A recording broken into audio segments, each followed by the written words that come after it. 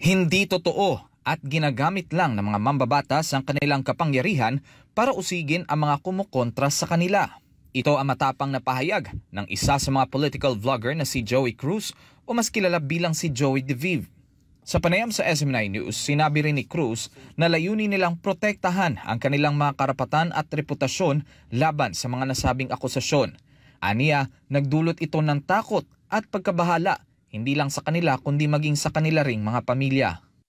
When we are being associated to narco-vloggers, to Pogo-paid vloggers, and publicly, we are being associated dito sa mga ganitong bagay because of Ace Barbers. Wala namang ibang reason yan dahil doon sa privilege speech yan, doon naman talaga nag-ugat yan and the actions that are surrounding it. So, diyan talaga, yan talaga ang basihan ng aming action because we feel that we are targeted.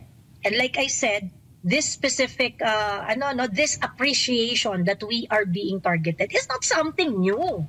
We are fighting back because we want this madness to stop. We want to push back. Hindi po pwedeng ganto-ganto na lang tayo araw-araw. Pag hindi nyo trip, didikdikin nyo.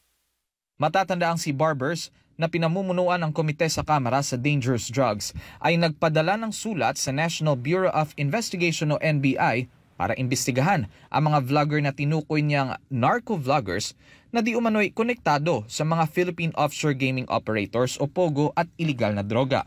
Buwelta ni Cruz, ito'y isang malisyosong hakbang para sirain ang kanilang pangalan lalo na't gamit-gamit ng mga mamabatas ang kapangyarihan nila habang nasa pwesto.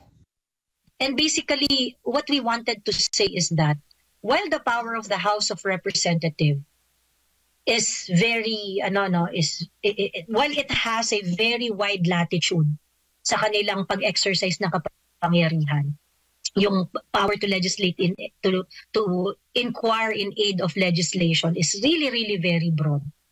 It doesn't mean that you can just trample the rights of constitutional rights of ordinary citizen. Sa ngayon patuloy na iniimbestigahan ng NBI ang mga paratang. Ngunit ang mga vlogger ay determinado na ipaglaban ang kanilang mga karapatan para malinis ang kanilang pangalan at matigil ang mga malisyosong paratang laban sa kanila.